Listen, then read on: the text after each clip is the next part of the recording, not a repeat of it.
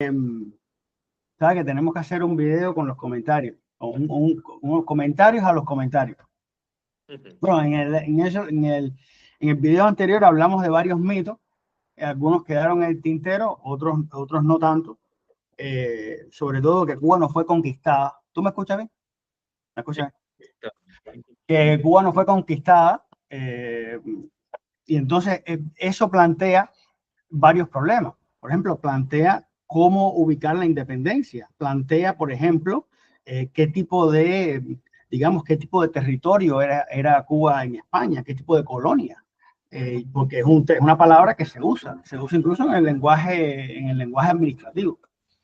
Entonces, sobre esto, por ejemplo, en las redes sociales, han habido varios intentos, incluso uno más reciente de alguien en Facebook que decidió recopilar una serie de opiniones de personas sobre si Cuba era colonia o no colonia, sobre todo opiniones contemporáneas.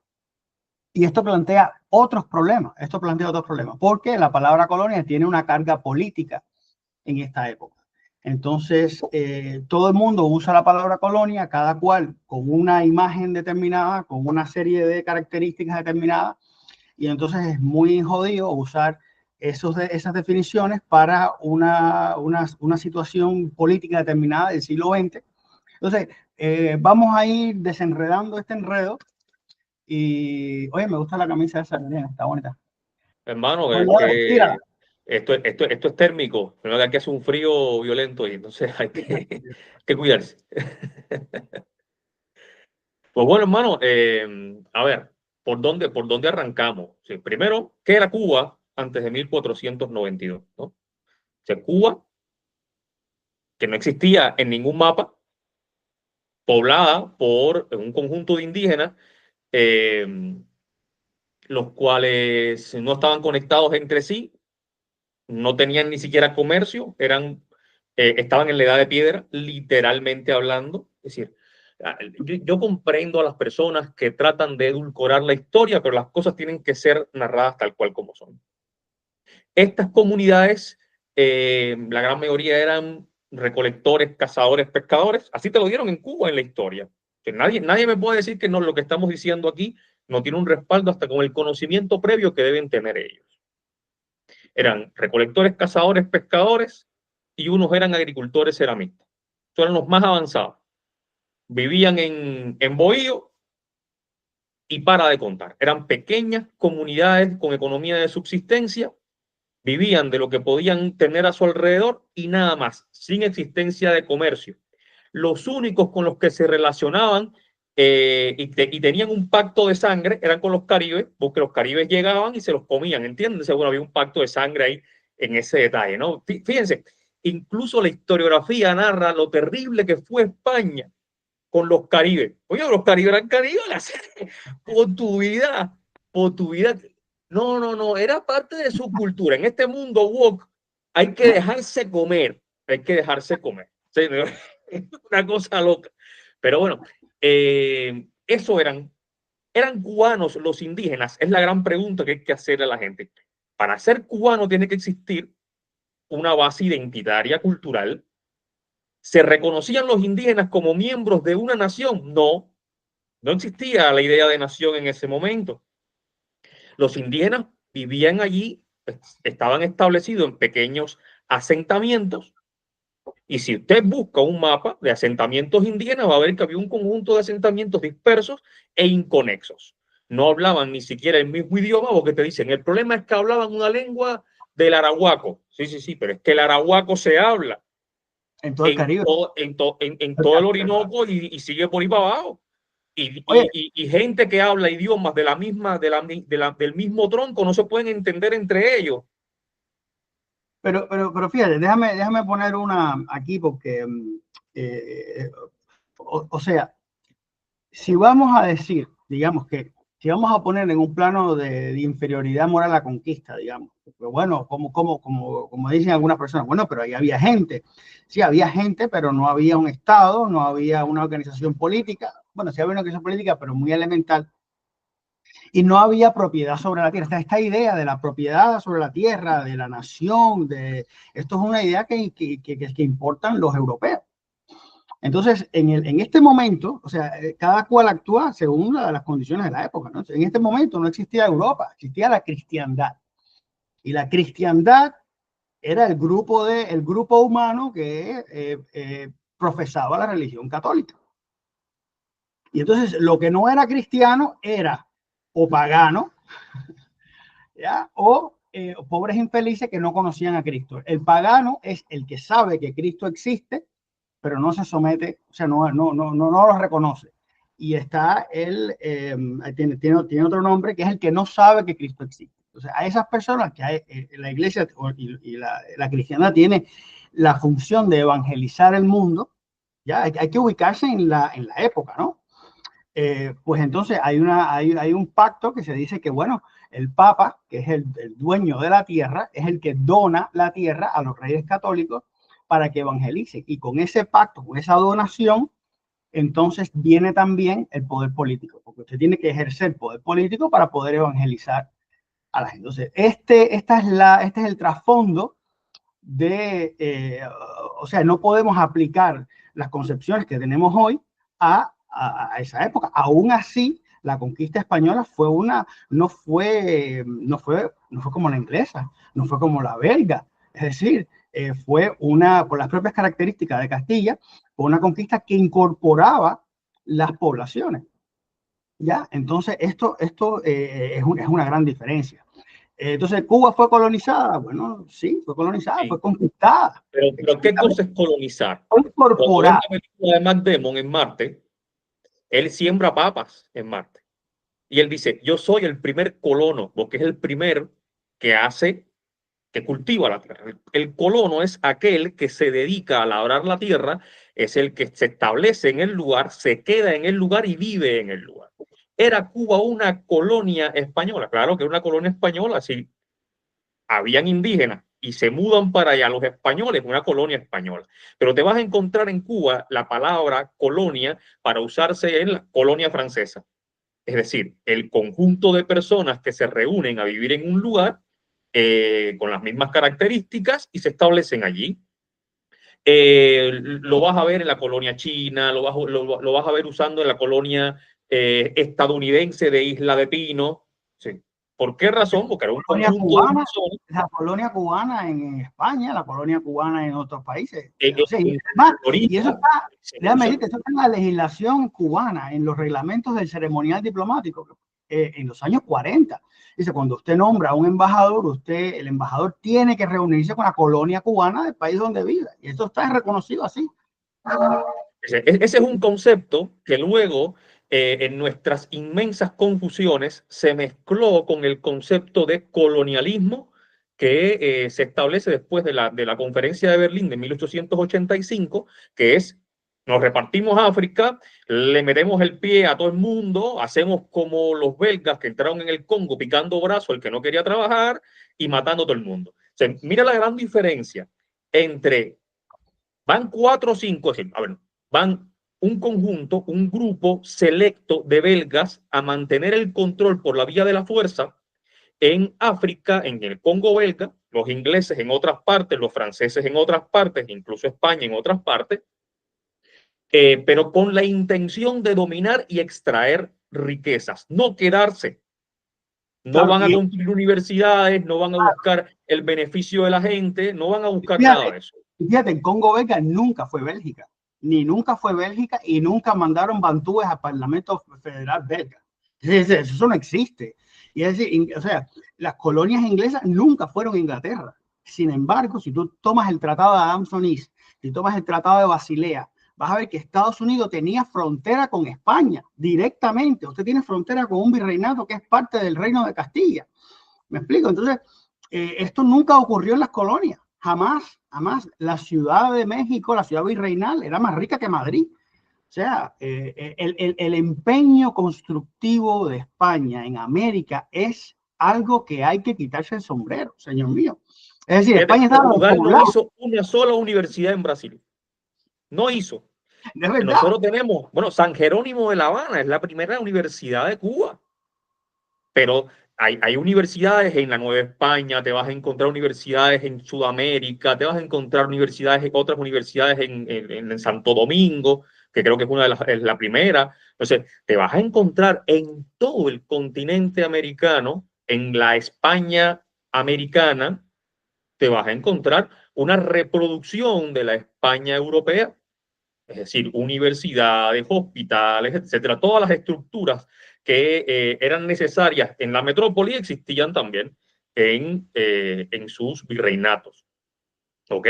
Entonces, ese es el otro gran detalle, pero existe el elemento, ok, están los indígenas allí, llegan los españoles, ¿no? Hay un proceso de mestizaje en el cual va a ir desapareciendo la fisionomía indígena, aunque hasta el siglo XX se estuvieron contabilizando pequeños núcleos familiares en determinadas zonas montañosas del oriente, donde habían personas con fisionomía indígena, pero de igual manera mestizos con hispanos. ¿Ok? Y esta gente pasan a convertirse en parte del imperio español cuando se habla de la conquista de Tenochtitlan. Oye, se está hablando de que iban también con soldados taínos, eran taínos que iban acompañando al ejército español. Tlaxcaltecas, Totoná, como dice Zunzunegui, no sé cuántas naciones había ahí. Pero fíjate, en el entonces tienes el detalle del mestizaje, pero que el mestizaje no vamos a decir, no es que el español que tenía necesidad de mujer se casa con la indígena, que también estaban necesitados, eso nadie lo quita. Es que por ley también, es que no lo hacen escondidos. La ley dice, las leyes de Burgos para Indias dice, cásense ¿cómo no? los españoles con los indígenas e indígenas con españoles. Cuando tú hacías esto, estabas estableciendo una alianza directa, y estos hijos de indígenas con españoles se van a convertir en los primeros gobernadores, en las figuras que incluso van a llevar adelante la empresa conquistadora. ¿Okay? Claro, Entonces, Carlos V es reconocido como el Inca, o sea, el título de Inca pasa a Carlos V y pasa a partir de ahí a todos los reyes, a los reyes de España. El mestizaje, sin embargo, para que tengamos una idea, Jefferson, uno de los padres fundadores de Estados Unidos, nunca, o sea, reconoció, le dio la libertad a sus propios hijos después que se murió. Y a las esclavas con las que tuvo relaciones nunca les dio la libertad. O sea, para que tengamos una idea de que en el caso anglosajón era hush hush, era escondido por debajo de... Y sin embargo aquí no, pero voy a poner una más, porque parece que fuera hombres, cásense con las mujeres que encuentren. No, mujeres, sí, hombres indígenas que se casen con las españolas. Es decir, que no es solamente el matrimonio del europeo hacia la americana, sino también de las europeas con los americanos. Eso es revolucionario en su momento. ¿Ok? Estamos hablando que en pleno siglo XX en Estados Unidos todavía los matrimonios interraciales eran un problema en determinadas partes de Estados Unidos. ¿Ok? Y hubo gente que fue incluso a juicio para poder validar sus matrimonios, se anularon matrimonios. Hay historias de esas por montones. No. Aquí estamos hablando que en el siglo XVI te casabas con quien te diera la gana. Ay, no, pero mira, ¿cómo vas a decir eso? Una mujer rica no se casaba con un pobre. Oye, ahora tampoco, no me jodan más. Es decir, no me vengan con vaina, que las ricas no andan buscando marido ahí en rebolico. Óyeme, la gente te pone siempre y te sacan unas cosas, compadre, que uno que ya es negro se empieza a poner rojo. Así es, pero fíjate, y claro, en el caso cubano no ocurre tanto así porque la población originaria, pues rápidamente o es reemplazada. En el diario de Colón, Colón narra ese primer encuentro con los indígenas en Cuba y decían que eran muy blancos de piel. O sea, la gente quedaba, bueno, ¿de qué color podían ser los indígenas? ¿O de qué color podían ser los españoles que los indígenas les parecían blancos de piel? Claro, pero es que también dentro de los españoles van gente negra y hay conquistadores que son negros. Y los españoles que vienen sobre todo de la parte de Extremadura eran gente que tenían una piel mucho más cobriza, no eran tan pirinaicos como la gente de Galicia, Aragón, etcétera, que eran mucho más blancos, de ojos claros. La gente que va, la gente del sur. Y la gente del sur en España hasta el sol de hoy, vean a Bebo, vean a, ¿cómo se llama? A Cigala, Exacto, vean a exacto. Rosario, por Dios, que no son rubios. Y esa gente llegan y se encuentra con el indígena cubano y se encuentra, bueno, el indígena que vivía en Cuba, no el indígena cubano, el indígena que vivía en Cuba y les parecen, oye, clarito, esta gente está bien y se mestizan con ellos.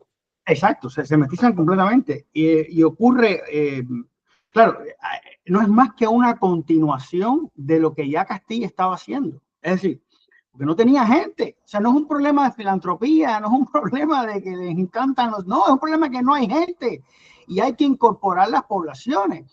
Y Castilla, durante la Reconquista, hizo lo mismo con poblaciones árabes, con poblaciones judías. Hubo problemas, pero no es nada raro. O sea, no nos sorprendamos de que es algo que se cae de la mano. No se cae de la mata, es una continuación política de lo que ya se estaba haciendo. Esto no es nada nuevo. El problema es que los territorios muchas veces quedaban despoblados. Cuando los territorios en la península se iban conquistando paulatinamente, estamos hablando de un proceso de siglos, fue necesario ir poblando con los que se quedaban, con los con los que iban llegando de diferentes partes. Es decir, que si hablamos de la colonización de Cuba, toda España es una colonia porque ellos van avanzando progresivamente y van conquistando la tierra desde el punto de vista agrícola. Vamos a quedarnos aquí, nos vamos a quedar en este lugar, vamos a establecer un pueblo, vamos a quedarnos en un pueblo que ya estaba creado, nos vamos a mestizar con la gente que está en este lugar. Claro, había muchos problemas y por eso exigían que la gente se cristianizara, porque no existía la idea de un pueblo racialmente hablando, sino de un pueblo en la fe. Entonces ellos van fortaleciendo la idea del pueblo en la fe y si eres cristiano, pues estás dentro de mi grupo y si no eres cristiano, pues entonces te voy a rechazar, te voy a perseguir, etcétera. Entonces te vas a encontrar que en 1492, con la conquista de Granada, ellos permiten que los musulmanes se queden con sus prácticas. Y luego es que se viola ese acuerdo. Pero en el caso de los indígenas en América, fíjense que la pureza racial, para tú poder ingresar a la Orden de los Caballeros de Santiago, tú tenías que tener una carta de pureza racial. Claro, pureza de sangre, pero que no contamina. No, de pureza de sangre. La claro, pureza de sangre no implica que tú fueras blanco, negro o azul. Da igual. La pureza de sangre implica que usted no tenga antecedencia, ancestros ni judíos ni musulmanes. Exactamente. Por eso te vas a encontrar a los indígenas americanos ingresando a las órdenes. ¿Por qué razón? Porque solo tenían que probar que eran americanos puros y al ser americano puro no tiene mezcla ni con judío ni con musulmán y por ende podían ingresar a ser parte de estas órdenes militares que para un español era muy difícil porque debía probar que era cristiano viejo. Entonces, si usted se lee el Quijote, hasta Quijote, el Quijote habla con Sancho, ¿no? Y le dice, no, que te voy a dejar para que seas gobernador. Y dice, sí, yo puedo ser gobernador porque yo soy cristiano viejo. Entonces, tú te lees el Quijote y el que no está claro de lo que está pasando en España en ese momento, no, muchos episodios se lo van a pasar sin entender de qué iba el comentario. Y el comentario va sobre eso, sobre que si usted no es cristiano viejo, usted no podía demostrar que era puro de sangre y por ende no podía tener determinados cargos. En el caso de los indígenas en América, se les da todas las prerrogativas posibles para ellos, para poder ingresar en estas estructuras e incluso ejercer gobierno sobre los cabildos que ellos controlaban, porque al final cuando ves en América, la población indígena es la que va a controlar casi todo el territorio americano continental, mientras que los españoles se van a quedar en las grandes ciudades. Es que no hay gente, no hay gente. No hay cómo poblar, es que imagínate, cuando hablamos de cientos de miles de indígenas y la población española era de decenas de miles. Pero además en 25 millones de kilómetros cuadrados. ¿Cuánta gente tú puedes transportar en barco? aunque estén a reventar los barcos, hay una cantidad. Por eso es que, por ejemplo, la población cubana siempre es nativa en el sentido de que son hijos de españoles. Claro, porque en Cuba no ocurre lo que ocurre en América. No tenemos claro, que en América hablamos de lugares que son inaccesibles. Si usted se va a Bolivia, va a encontrar que el español aquí no hizo mucho trabajo de mestizaje. Es que fueron muy pocos los que pudieron llegar hasta allá. ¿Por qué razón? Oye, me estamos hablando de poblaciones que están a 3.000 metros sobre el nivel del mar, rodeados o de desiertos o de selvas o de lagos. Es imposible llegar a esos lugares. ¿Ok? Tú vas a Quito hoy, Quito, Ecuador, y te vas a encontrar que si bien es una ciudad mucho más cosmopolita que lo que era hace 3 siglos atrás, la población sigue teniendo rasgos indígenas, tiene el elemento indígena bien cercano, a pesar de que los apellidos sean muy castizos y todo el tema, pero el detalle ahí está en que la población española que llegó allí fue muy poca. Y naturalmente prevalecen los rasgos autóctonos, ¿ya? ¿Pero por qué razón? Porque era muy difícil acceder. En el siglo XX, a principios del siglo XX, para usted ir de la ciudad de Quito a Guayaquil, tenías que hacer testamento. Es decir, dentro del país, y esto estoy hablando, esto es en serio, ¿eh? Para usted ir dentro de un mismo país, de Quito a Guayaquil, tenía que hacer testamento porque la probabilidad de que te murieras en el camino era alta, era altísima. Mira, quiero traer a colación aquí la carta del conde de Aranda, que bueno, es muy conocida, pero el conde de Aranda lo manda el rey a firmar el tratado que reconoce a Estados Unidos. Y el conde de Aranda le hace una carta al rey y le dice, mira, tú tienes que dividir los virreinatos como monarquías independientes, pero Cuba y Puerto Rico las dejas dentro de Castilla, para que esto nos da una medida de cómo Cuba y Puerto Rico se consideraban parte fundamental de Castilla. Es decir, por la ausencia de población nativa. Es decir, nosotros no tenemos que lidiar con el tema de tanto, o sea, es decir, en Cuba mayoritariamente es de descendencia española. O sea, es muy difícil encontrar, a no ser que te vayas para las montañas allá de Santiago de Cuba, qué sé yo, pero no tenemos una presencia y 4 nombres, que bueno, que son nombres que heredamos no directamente los indígenas, sino por España, a través de España. Entonces el conde de Aranda le dice al rey, mira, divide los virreinatos con España, pero Cuba y Puerto Rico se quedan dentro de Castilla. Y esto es muy revelador. Y te voy a decir con respecto al conde de Aranda, que esto es para ponerlo como nota a pie de página. El conde de Aranda, con este proyecto descentralizador de la monarquía española, que crea varias monarquías en las que tú seas el monarca, es un proyecto que se va a ver reflejado en muchas de las independencias de América. A veces creemos, estamos locos por salir del yugo de España, sí, pero cuando en el caso de la Nueva España declara su independencia ya real, ya para ser independiente completamente, no la payasada de 4 meses de Hidalgo, no, me estoy refiriendo a la independencia real. La independencia del imperio mexicano se hace sobre la base de que España tiene que mandar a un rey para acá. A un Borbón, claro. Un Borbón tiene que venir a reinar en España. Pero cuando se intenta, es decir, cuando Juan José Flores intenta retomar el poder en Ecuador. En Ecuador. Le iban a traer a María Cristina, ¿te acuerdas? Exacto, es decir, le piden a los Borbones un rey para restablecer una monarquía. Pero además te vas a encontrar, San Martín tenía un proyecto monárquico, ¿no? Que eran masones y querían ser repúblicas por la igualdad, libertad. Mira, querían ser jefes y querían ser mocongo, porque era lo que les cuadraba hacer, querían el poder. Toda esa gente eran ricos, señores. Y Rivadavia fue a ver a Carlos IV, y fue a ver a Godoy, y fue a ver a toda esa gente para tratar de establecer un Commonwealth, como una mancomunidad bajo la monarquía. Pero la monarquía era la forma normal, era la forma más o sea, el outlier, la república como Estados Unidos, eso era muy arriesgado, es muy arriesgado.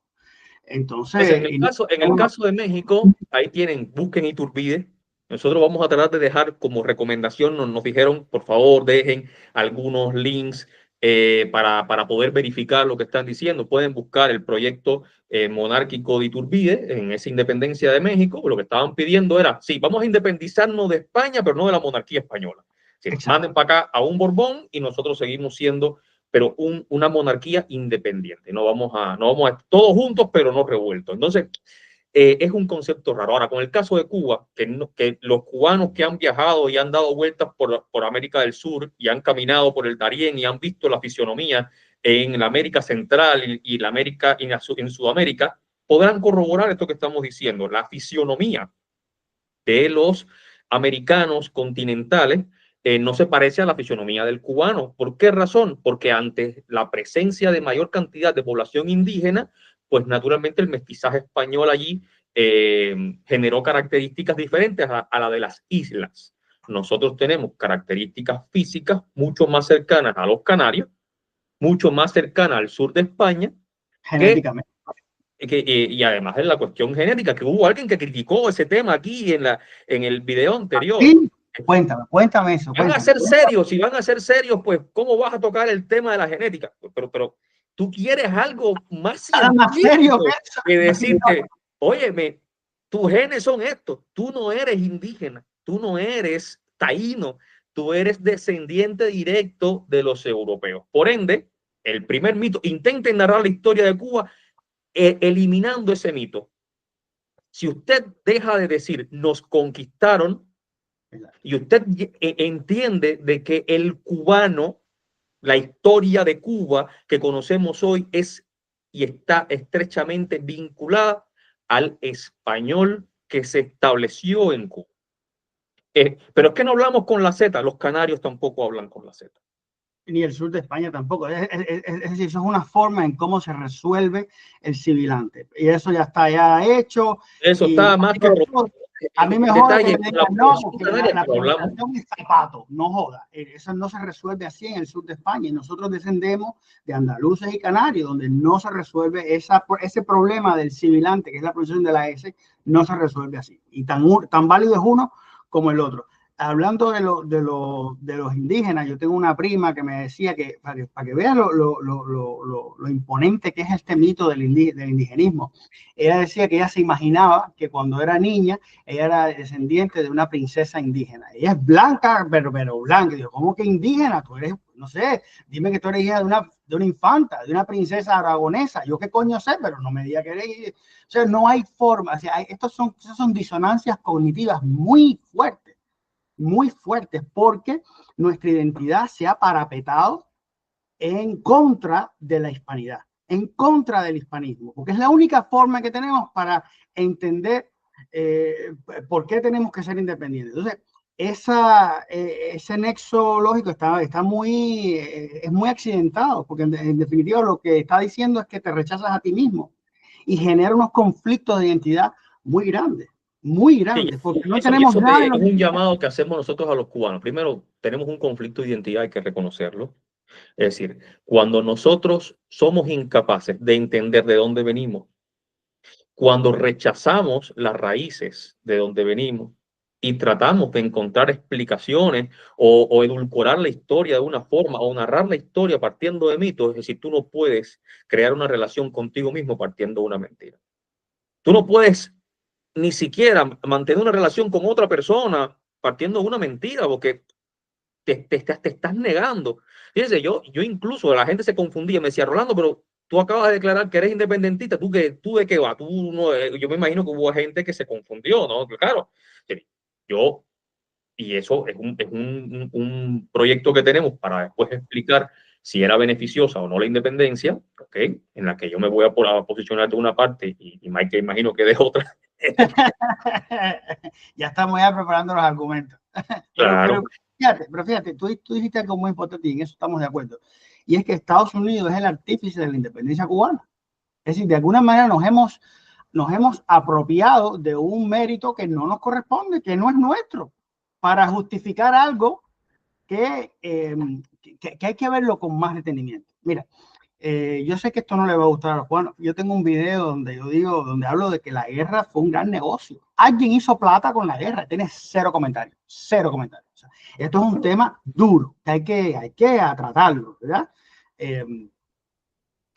Nosotros no podemos desligar, o sea, no es que España es la panacea, no es que España haya sido lo mejor de la vida, pero hay que tener en cuenta que los movimientos de independencia han sido siempre promovidos por extranjeros. Si no es Estados Unidos, ha sido Chile, por ejemplo, porque Chile estaba en... Es decir, cuando tú entiendes que el gobierno español en 1846 con lo de Flores, en 45, 46, el gobierno español oficiosamente está apoyando la injerencia en otro país. Estamos hablando de que quiere reconquistar sus dominios. Eso explica por qué hay esta crispación y Cuba se mantiene relativamente fiel en esta época. Y esto es muy revelador. Esto es muy revelador. Entonces, España bombardea Valparaíso y Chile le dice, no, tú me bombardeas Valparaíso, no, espérate, yo voy a hacer campaña y eso explica, estamos hablando de 1864. Eso explica Céspedes, buena parte de toda esta historia que no se oculta, incluso libros publicados. Hicimos un video. Hicimos un video sobre eso, que bueno, estaría bueno que lo pusieras por ahí luego para que la gente pueda ir a verlo. ¿Por qué razón? Porque claro, si tienes la bandera de Céspedes y la conspiración chilena y no entender qué fue lo que pasó con Céspedes, Chile y qué se estaba buscando con este proyecto, pues bueno, es una parte de la historia que te va a quedar en el aire. Hay detalles que se pasan por alto. En el año 43, el nieto de Vicuña Maquena va a Cuba y llega a decir en un discurso donde está Santovenia, donde está esta gente, estos mayimbe de la cultura cubana y qué sé yo, llega a decir que él escuchaba cómo la bandera de Céspedes se hizo en una oficina de Santiago de Chile, en un despacho de Santiago de Chile. Si tú comparas la bandera de Céspedes con la bandera de la campaña chilena del Perú, es la misma, o sea, es lo mismo. Ahora, ¿por qué Chile tiene esta tradición vexilológica, esta tradición de bandera? Bueno, porque el almirante, el tipo que organizó el ejército, es inglés. O sea, todo concatena, todo encaja, ¿verdad? Entonces, esto debe ser un llamado a la reflexión. Esto no significa que no hubiesen problemas, pero hay que saber de dónde vienen las cosas. Hay que saber de dónde vienen. Bueno, ¿qué otros mitos teníamos ahí en el tintero? Vamos a ver.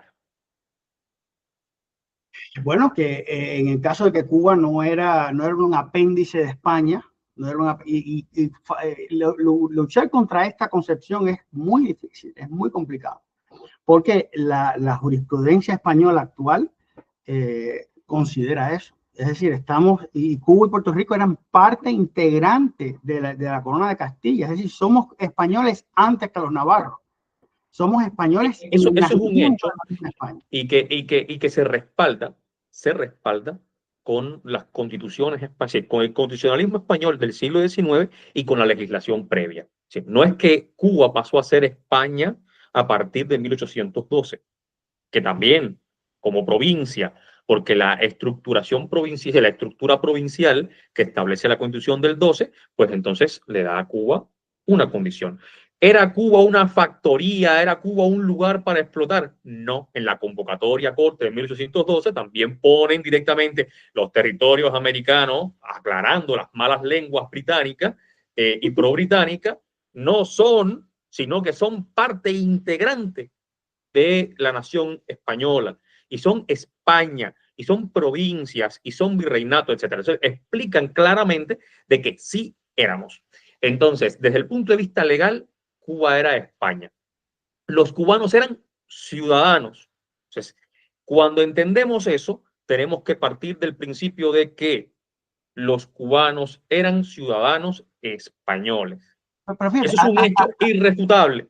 Exacto, fíjate que hasta lo local, es decir, para tú ser profesor de la universidad, para tú ser profesor de seminario, tú tienes que ser español, Entonces, ¿qué vamos a decir? Que Félix Varela no era español porque él nació en Cuba. Entonces, tiene que ser español para poder, es decir, si tú no reconoces la ciudadanía española de los cubanos, las universidades te quedan vacías, las universidades, los profesores de todo tipo, para ser juez, entonces tenemos cubanos que fueron presidentes del Tribunal Supremo, presidentes del gobierno español. Entonces, ¿qué tú me vas a decir? ¿Que España lleva medio milenio empleando extranjeros en los más altos cargos? Esto no tiene sentido. ¿Ya? Tú tienes el nombre del cubano que fue presidente o de algún cubano que haya sido presidente del Senado español. ¿Cómo no? Espeleta, Joaquín de Espeleta. Eso tenemos que ponerlo primero para que la gente vea los datos y entienda. Capitán general de Cuba, el Espeleta. O sea, el tipo fue capitán general, capitán general de Cuba, presidente del Senado, es decir, tuvo los más altos cargos. O sea, no se trata de que por casualidad, no, no, no, no. Tipo, tuvo los más altos cargos. Diana y Vilaseca fue presidente del Tribunal Supremo, nacido en Cuba. Damaso Berenguer, de Remedio, fue presidente del gobierno. Así que esta idea de que éramos colonia es no se ajusta, no tiene sentido. Porque claro, lo que nosotros aclaramos en un primer momento, claro, éramos una colonia, en tanto la población española se establece como las hormigas, que también le llamamos colonia, que son colonialistas las hormigas, imperialistas las hormigas, no, se agrupan en un lugar, se establecen en un lugar, eso es lo que significa colonia. Ahora, estábamos sobre la base de que estábamos en plenitud de derechos, éramos iguales de españoles que alguien nacido en otro lado, sí. Pero voy a poner otro detalle más importante. Es que éramos cubanos y nos sentíamos cubanos. Bien, a ver, sí, nos sentíamos cubanos. Y te voy a poner un ejemplo de un español integrista. Un español integrista que estableció que pusieran en el epitafio, en su tumba, que él era más cubano que todos los anexionistas juntos. Que José Antonio Saco dice: yo soy más cubano que todos los anexionistas juntos. Y cuando tú buscas la historia de José Antonio Saco, es un tipo que defiende la integridad territorial española. ¿Cómo se come eso? Exactamente, sí, porque es que Cuba nace dentro de España, no está oprimida dentro de España. Esto es una concepción que tenemos. Y es que es como que la gente no logra entender, primero porque, claro, como están tan separados de España hoy, el cubano que no está aquí no logra comprender eso. El cubano que vive en España es el que choca con estos mensajes disruptivos, ¿no? ¿Por qué razón? El que es andaluz vive orgulloso de ser andaluz y lo dice: yo soy andaluz, como el gato andaluz. Oye, son así. Y el que viene de Galicia, óyeme, es súper defensor de su tradición, y yo soy galego, y viven con su cuestión y su lengua y sus tradiciones y sus comidas, y esos regionalismos españoles existen.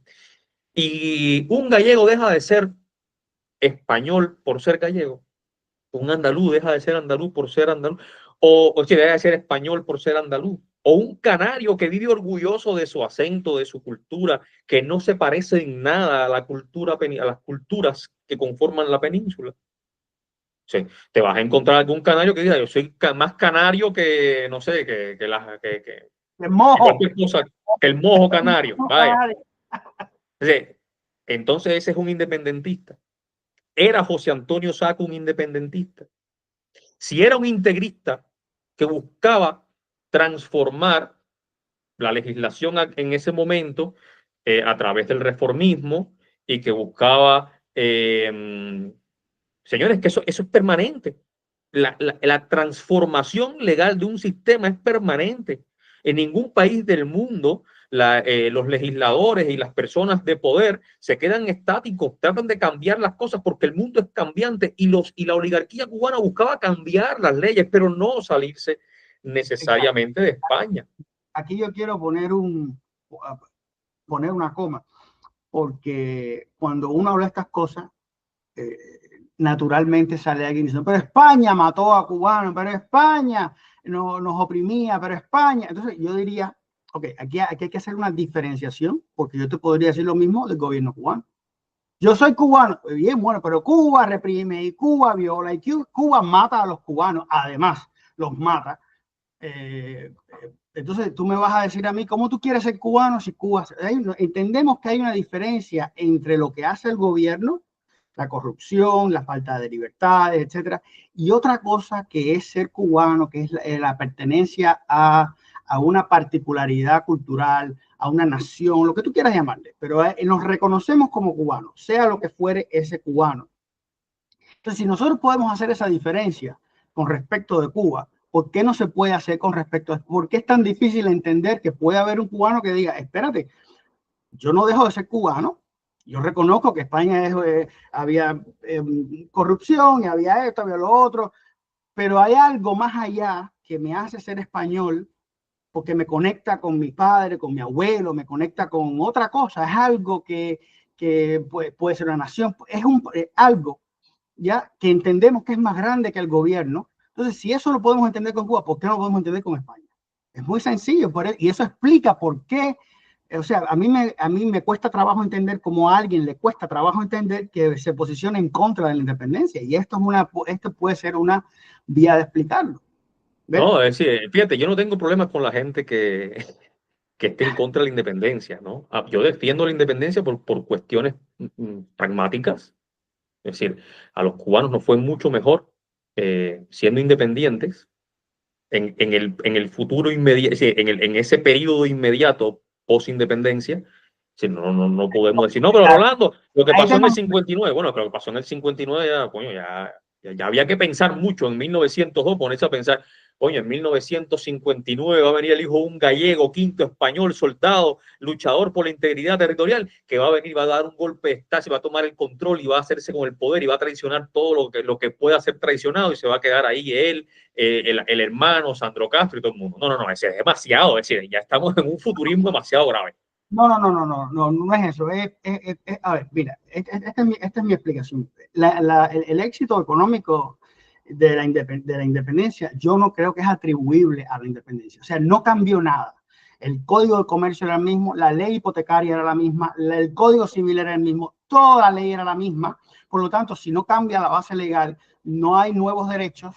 Por lo tanto, tú lo que estás, además, estamos obviando que durante del 78 al 95, el despegue económico cubano fue increíble, como lo hubo también después, después del canje de Cuba por la Florida. Es decir,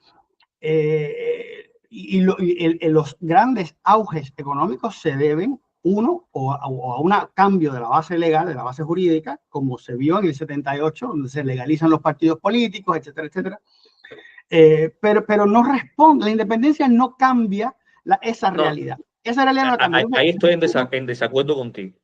Está bien. Porque entonces, si tú cambias las leyes y las leyes implican entonces por sí solas, un mandato legal implica por sí solo el crecimiento económico, entonces el reordenamiento económico habría solucionado el problema en Cuba hoy y no ha pasado. Entonces, no, porque es una mala ley, es una mala ley. No me vengan con eso. El detalle es que nuestras relaciones económicas con Estados Unidos se fortalecieron mucho más después de 1898 y hubo un cambio estructural, hubo un cambio incluso, ¿cómo se llama?, de infraestructura, un cambio de matriz productiva. En Cuba se dan cambios reales durante este periodo de la República Mambisa y te vas a encontrar, por ejemplo, situaciones en la que en la Cuba que dejaba España, era una Cuba con determinados problemas de insalubridad, producto de la guerra, producto de 20.000 problemas, y que esas cosas se empiezan a sanear con la presencia norteamericana en relación con Estados Unidos. Así que Cuba recibiera de Estados Unidos el apoyo económico, el impulso económico para salir adelante después de la devastación que generó la guerra,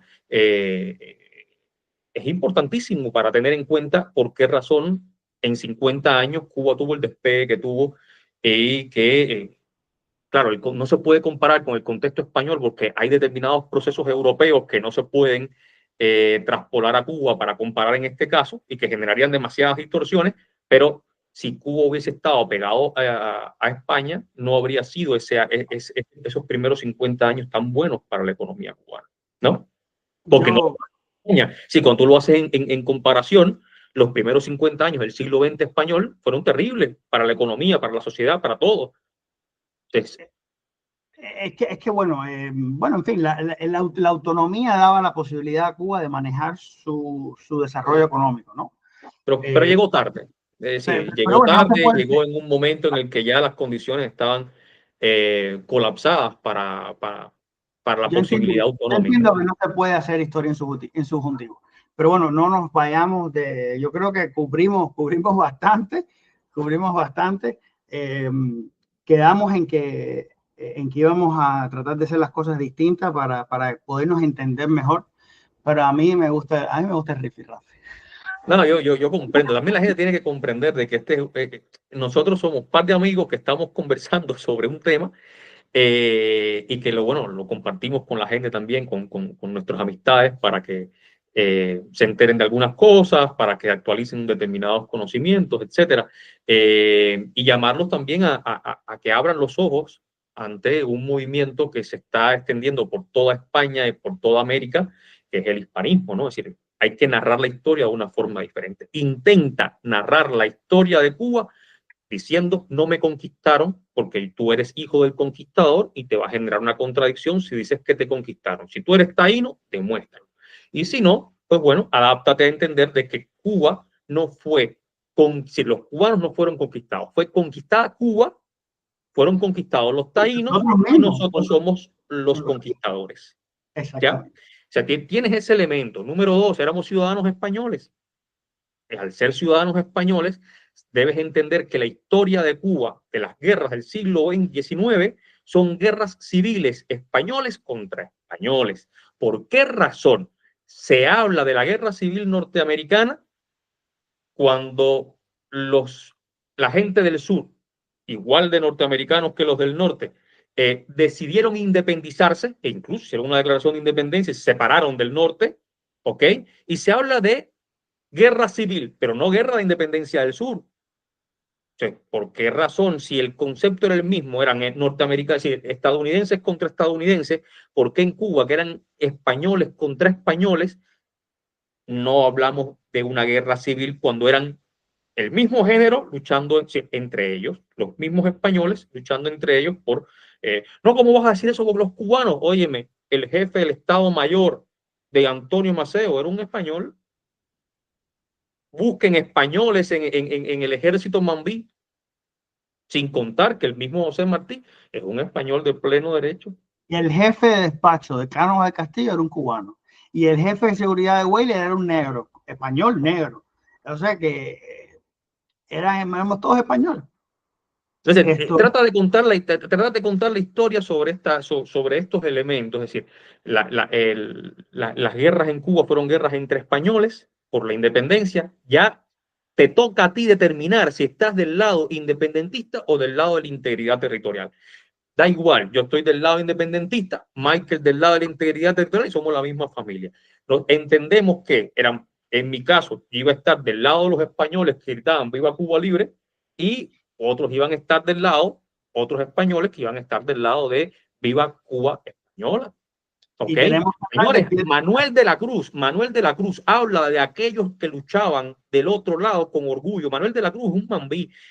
Incluso José Martí hace un prólogo para uno de los libros de Manuel de la Cruz, ¿ya? Y Manuel de la Cruz escribe que cómo se lanzaban a la muerte los soldados gritando Viva Cuba Española, y que al final cuando se dejaban de escuchar los disparos y ellos habían fallecido, sentían, ¿cómo decir? Sentían respeto por el sacrificio de esos que se estaban lanzando a la muerte. Es decir, la guerra fue cruenta, fue terrible. Hay que ver la guerra con esos matices, cómo la gente peleó familia contra familia por ideales políticos. Eso nos pasó después, cómo nos dividimos, se quebró la familia cubana porque unos defendían al hijo de puta hijo del gallego y los que defienden la idea republicana y las libertades, ¿no? Entonces, nos está volviendo a pasar lo mismo. Y hay que entender, hay que tratar de ver la historia de Cuba con esos matices. Según, es decir, creo que hemos hasta aquí dicho primero, Cuba no, no fue conquistada, si los cubanos no fueron conquistados, somos descendientes de los españoles, éramos ciudadanos de pleno derecho demostrado por las constituciones y por la ley, además de que hubo un proceso de desnaturalización que es fundamental que investiguen al respecto y deben recordar eso, de que se tuvo que quitar la ciudadanía. Cuando la gente te dice, no, no éramos ciudadanos, y entonces, ¿cómo le quitaron la ciudadanía a los cubanos? A través del Tratado de París, el artículo 9. ¿Cómo le quitas a alguien lo que no tiene? Además de todo un cartapazo de leyes que te puedes leer, donde te establecen de que los cubanos eran ciudadanos españoles de pleno derecho, españoles todos. La gente lo lee. El otro día estábamos viendo la Gaceta, donde estaban diciendo, había un reclamo sobre la cuestión ¿cómo se llama? De las pensiones para los cubanos que trabajaban eran funcionarios españoles, ¿ya? Y estaban diciendo, las pensiones y las jubilaciones se las tienen que pagar, y ellos responden, no, El problema es que como dejan de ser ciudadanos por el Tratado de París, artículo 9 del Tratado de París, ya España no puede pagarle la jubilación a esa gente. Si quieren jubilación, que se vayan, que vengan para España, aquí les seguimos pagando. O sea, los cubanos eran o no eran ciudadanos españoles. Si la Gaceta de España está diciendo se les tuvo que retirar la ciudadanía porque nos obligó Estados Unidos, y es una vergüenza para España que Estados Unidos les mete el dedo de esa forma, le quite la población y les obligue a quitarle la ciudadanía a esa población, que es parte del reclamo que estás haciendo tú, Michael, ¿no? Y hay cubanos que te apoyan. ¿Quiénes? Pero ustedes, ¿de dónde sacan eso? Recurrir, vuelvo nuevamente, y eso tenemos que dejarlo puesto aquí en un link, el discurso del Marqués de Cervera, último alcalde del Marianao español. Para la gente de Marianao, como yo, somos la República Independiente de Marianao, pues sí, de Marianao, ese alcalde español de Marianao fue a batirse en las Cortes españolas porque no podía entender cómo carajo una potencia extranjera podía obligar a España a quitar la ciudadanía a sus ciudadanos. Exactamente. Y o sea, el tipo fue a España y se le dijo ahí en su cara a los políticos de todo, se los dijo, y a la reina se lo de mandó. Traidores en adelante, es decir, de traidores en adelante. Nosotros hemos encontrado que incluso dentro de los sectores hispanistas existen determinados vacíos históricos, y los hispanistas en ocasiones tienden a olvidar de que a los cubanos se les debe una disculpa. Se les debe una disculpa en tanto España traicionó a los españoles. Sí, los políticos de la época traicionaron a los españoles de Cuba y los abandonaron a su suerte, quitándoles todos sus beneficios y derechos. ¿Por qué razón? Porque Estados Unidos les impuso una ley. Tú no tenías por qué seguir una imposición norteamericana hacia tus ciudadanos. Tenías que haber cuidado a tus ciudadanos porque era tu obligación constitucional. Exactamente. Y dentro de esos círculos hispanistas existe todavía el pensamiento de que no, porque ustedes se levantaron en armas. Perdón, fue una minoría. Fue una minoría que se alió al extranjero invasor y lo hizo por la fuerza. Pero los cubanos que éramos leales a España, mantuvimos a raya ese independentismo por 30 años. Es decir, que no es poca cosa. Y los padres se tuvieron que enfrentar a sus hijos y los hermanos con sus hermanos. Y ese fue el costo que tuvo que pagar. O sea, me parece que es una falta total de consideración decir que si los cubanos se levantaron en armas, es un simplismo y no tiene apego a la realidad. No tiene ningún apego a la realidad. Yo creo que hay que revisar, y por supuesto las ramificaciones de eso, por ahí andan las propuestas de nacionalidad reparativa que se parapetan en estos mitos que lo único que hacen es, primera, es demonizar a una parte de la hispanidad sin ningún tipo de razón, ¿ya? Y esto no son esto no son ideas hispánicas, esto son ideas anti-hispánicas. Hay que darle una pensada, sentarse y darle una pensada antes de promover o apoyar estas ideas, que es muy serio. Esto es muy serio, porque lo que se está haciendo es confirmando una mentira subyacente, un mito, que otro de los grandes mitos que lo que ha hecho es demonizar a los cubanos cuando no representan la mayoría. O sea, no era la opción mayoritaria. Por mucho que querramos, que no es la opción mayoritaria, fue impuesta por una potencia extranjera. No, entonces, en ese sentido, lo importante es, primero, reconocernos como nosotros, quiénes somos. Somos descendientes directos de España, somos los hijos de España. Yo, por ejemplo, no promuevo ninguna idea de, ¿cómo se llama?, de retorno a España como país, para nada. Planteo la idea soberanista todo el tiempo, pero yo creo que sí es importante para podernos aclarar en nuestro interior, debemos tener los puntos de la historia de Cuba más claros todavía, saber cuáles son nuestras verdaderas raíces, qué fue lo que pasó, dónde nos han engañado, y después de eso, pues empezar a contar la historia, eliminando esos elementos que, que son que son turbios a la hora de narrar la historia. Si los elementos que tú estás usando para narrar la historia tienen averías, tienen fisuras, toda la narrativa va a ser errada. Por eso lo más importante es narrar la historia tal cual es, no importa que tú seas pro independencia o pro integridad territorial. integridad. Mire, ya para terminar, que llevamos 1 hora en la muela y te agradezco el tiempo. Yo quiero decir que si bien nuestra organización tiene su origen en el reunificacionismo, o sea, de esa es nuestra familia en la que se creó, pero nosotros no promovemos la reunificación con España. Eso no es un tema que podemos decidir nosotros ni tampoco promover. Nosotros, o sea, la perspectiva histórica no tiene nada que ver con el futuro. El futuro es que se reconozca la ciudadanía española originaria de los españoles de Cuba y Puerto Rico que fueron desnaturalizados de manera masiva y forzosa, de manera tal que, como mismo se hizo a los sefardíes, a los judíos sefardíes, se reconozca la ciudadanía cubana, española a todos los cubanos y puertorriqueños, por ser descendientes de esos españoles desnaturalizados de manera ilegal, masiva y forzosa. Entonces ya si el soberano decide reunificarse o serlo o no, ya eso es una decisión que tiene que tomar. Pero creo que debe dejar claro, nosotros no promovemos una reunificación ni una integración con España, eso es algo que debe decidir el soberano. Sí promovemos un mejor entendimiento de nuestra historia, una paz, o sea, hacer las paces con nuestra identidad histórica, o sea, reconciliarnos con nosotros mismos. Me parece que es la parte española, creo que provee una explicación más elegante, más coherente con lo que somos en definitiva ahora mismo, y en ese sentido queremos una justicia histórica. No, pues nada, mi hermano. Ahí Coño. dejaremos los links comprometidos, ¿no? Con eso que nos habían pedido más información en la cajita de descripciones y nada, den Nos un like, queda, suscríbanse, compartan, comen debate, ofendan, no pasa nada. no pasa Nosotros nada. No, felices.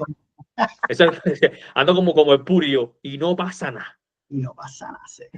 Bueno, gracias, Rolando. Hasta nos vemos la próxima. Dale, mi Vamos a hacer hermano. un video de comentarios a los comentarios, ¿ok?